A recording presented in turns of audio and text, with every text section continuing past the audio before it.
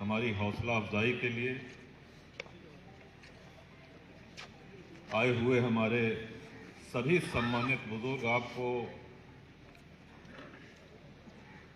पूरे हृदय की गहराइयों से सलाम और अपने नौजवान भाइयों का, अपने छोटे भाइयों का, सबका बहुत बहुत अभिनंदन।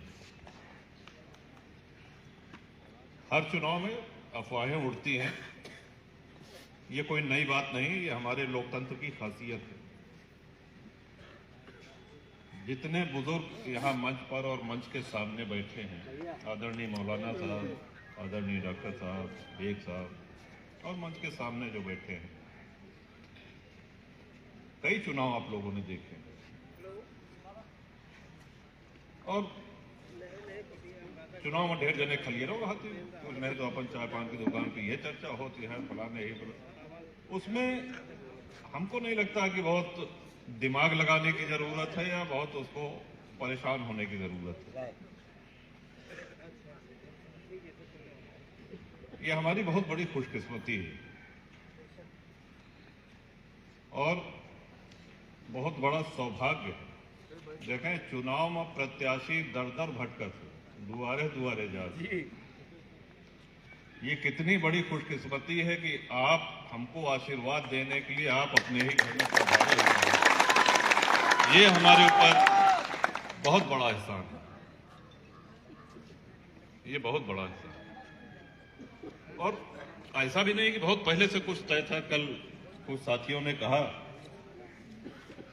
कि साहब, कुंडा विधानसभा के हर गांव से मुस्लिम समाज के मानिंद लोग आना चाहते हैं, आपसे मिलना चाहते हैं। तो हम कहे कब आना चाहते हैं? तो कहे कल ही आओ चाहते। तो हम कहे वही तो रात हो गया है, कैसे इतनी जल्दी? कहे नहीं, आप हाँ कह दीजिए और हम लोग खबर कर लेंगे।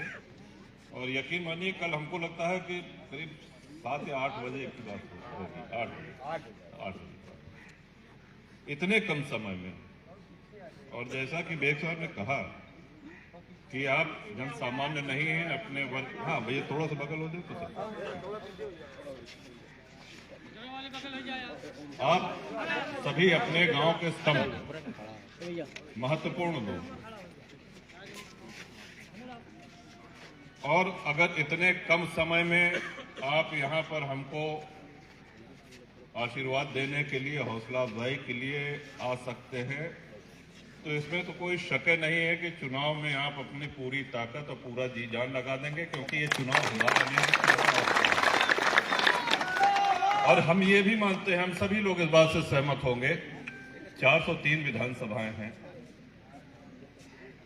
जो लोग बंबई में, गुजरात में, दिल्ली, कलकत्ता या कहीं भी दूसरे स्टेट में जाते हैं तो कुंडा का नाम लोग इज्जत से लेते हैं, और ऐसा कोई नहीं है जिसने कुंडा का नाम न सुना हो। ये आप मानेंगे इस चीज को। और हम लोगों के समाज में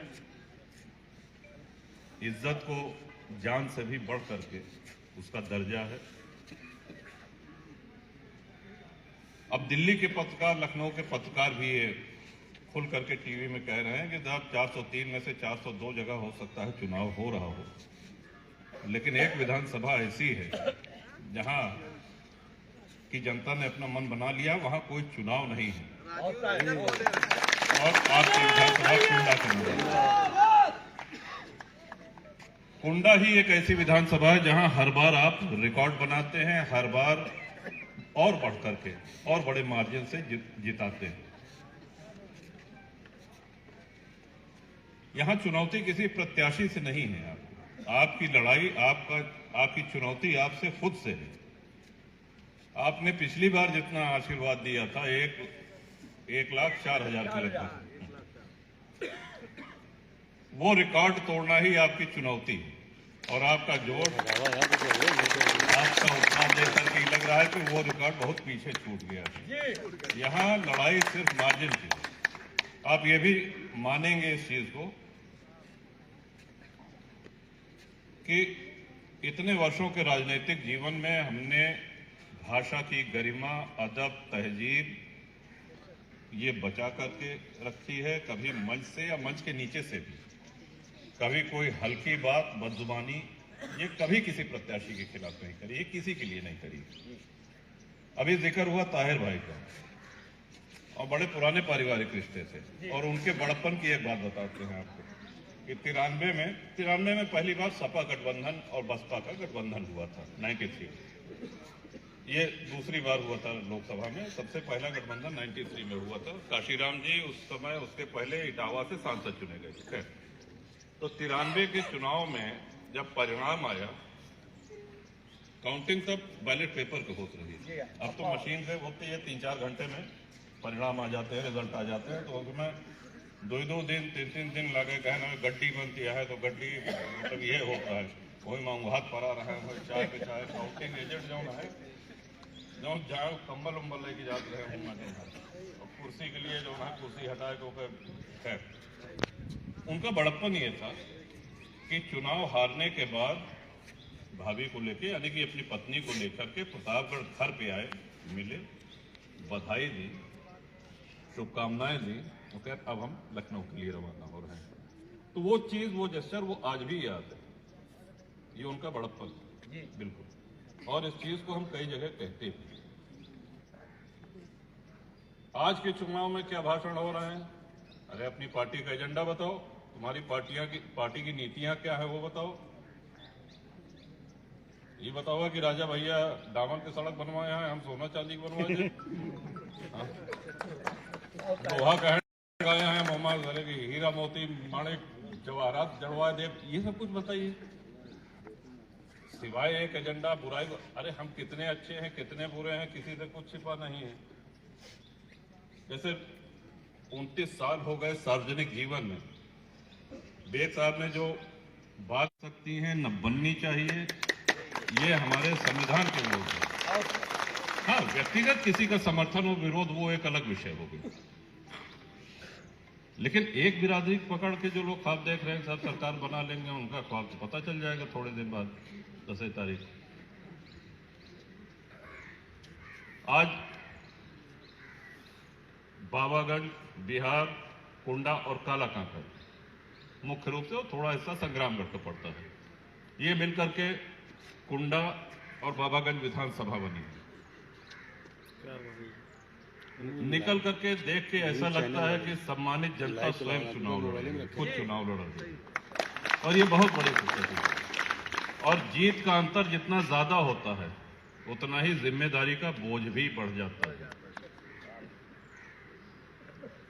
पास तो 33% नंबर पा गया तो बच्चा पास हो जाएगा, लेकिन अगर कोई 70-80% पा रहा है तो उसके ऊपर यह जिम्मेदारी है कि और मेहनत से पढ़े, कहीं इससे कम नंबर मिला तो घर वाले क्या सोचेंगे।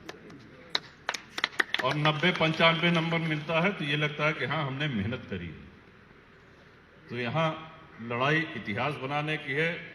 कुंडा विधानसभा एकमात्र ऐसी विधानसभा है, पूरे प्रदेश की इकलौती विधानसभा है जिसने 6 बार लगातार अपना ही रिकॉर्ड तोड़ा है, और 6 बार लगातार हर प्रत्याशी की जमानत भी जब्त हुई है। ये आपके कुंडा की विशेषता है, और इसी विशेषता के कारण हमेशा से कुंडा की अलग पहचान रही है, चाहे वो उत्तर प्रदेश हो या उत्तर प्रदेश के बाहर। पिछली बार भी कुछ पत्रकार आए थे, जैसे आज कुछ पत्रकार साथी यहाँ पे खड़े हैं, उन्होंने पूछा कि साहब हर बार आप रिकॉर्ड तोड़ते हैं, इस बार कितने से? तो हम कहे आप गलत आदमी से गलत सवाल कर रहे हैं, तो रिकॉर्ड तोड़ने वाले लोग सामने बैठे हैं, उनसे पूछिए। तो वहां से आवाज आई कि अब की बार 1 लाख पार। तो ये कह रहे हैं कि 1 लाख पार, आप क्या कह रहे हैं? तो हम कहे हमको इनकी कथनी में भरोसा है, कुंडा की सम्मानित जनता जो कहती है वो करके दिखाती है। और हुआ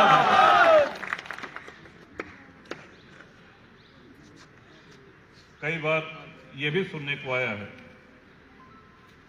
जैसे चुनाव है, सब लोग आ रहे हैं, कहें साहब फलाने साहब कहें वो कुछ मखाना है, भेजा जाता है, पता चलता है नाराजगी की वजह क्या है, क्या कारण है, तो पता चला कि वो अपने प्रधान जी से नाराज है, या गांव के कोटेदार से नाराज है, या गांव की दूसरी पार्टी से नाराज है। तो हम कहे हमारे कौन गलती है?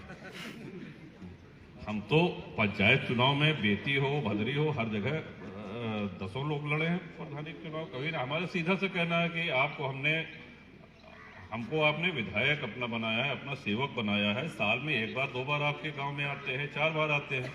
आप अपने गांव में 12 महीने रहते हैं, 24 घंटा रहते हैं। कौन बेहतर प्रधान, कौन बेहतर बीडीसी, ये हमसे ज़्यादा अच्छी तरह जानते हैं। हाँ, जिसको आप प्रधान बना देंगे, जिसको बीडीसी सदस्य बना देंगे, उसके काम में कभी कोई रुकावट ना आए, बेरोक टोक गांव के विकास का काम कर सकें, ये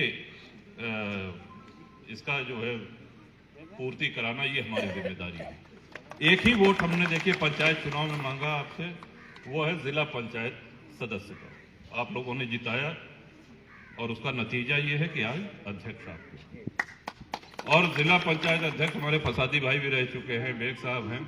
सबसे बड़ी विकास की जो विकास लोग कहते हैं, सबसे बड़ी विकास की जो इकाई है वो जिला पंचायत है। 80% विकास की धनराशि आपके कुंडा और बाबागंज में आती है, ये लिखा पढ़ी में है, और ये इसीलिए मुमकिन है क्योंकि अध्यक्ष आपके हैं। अध्यक्ष इसलिए बने क्योंकि आपने सदस्य जिताए। बिजली, सड़क, पानी, शिक्षा और हेल्थ, स्वास्थ्य, ये 5 मूल चीजें हैं जिनके ऊपर विकास की धुरी टिकी हुई है। आप शाम को देखिए टीवी पे जो डिबेट होते हैं, साहब इस पार्टी ने विकास नहीं किया, वो उनका कहा थे, वो उनका कहा थे, मैं चीखे चिल्लाए लागत थी, एंकरों चीखे लागत, नतीजा कुछ नहीं निकलता है, लेकिन बहस रोज वही देखने को मिलती है। हमारा मानना है साथियों कि इससे भी बड़ा एक विकास है, और वो विकास है क्षेत्र के सम्मानित बुजुर्गों की, नौजवानों की मान सम्मान की रक्षा। उनके साथ कभी कुछ गलत न हो, कभी किसी को गलत मुकदमे में न फंसाया जाए, किसी का चालान नाइंसाफी के तहत ना हो। अब विकास होता है, एक दिन कहें झूठा मुकदमा दरोगा जी है रहता है, हम कहें कि नहीं ऐसी बात है, कोई सड़क बनवानी हो तो बताइए, आप जो है बताइए क्या मतलब निकला इससे। तो ये भी सुनिश्चित कराना जो है, ये सबसे बड़ी जिम्मेदारी होती है। जैसा कि बेग साहब ने भी कहा, सब तमाम लोगों ने कहा कि हर आदमी अपना कमा रहा है, खा रहा है, लेकिन वो सुकून के साथ, इज्जत के साथ कमाए, खाए और अपना जीवन यापन करे।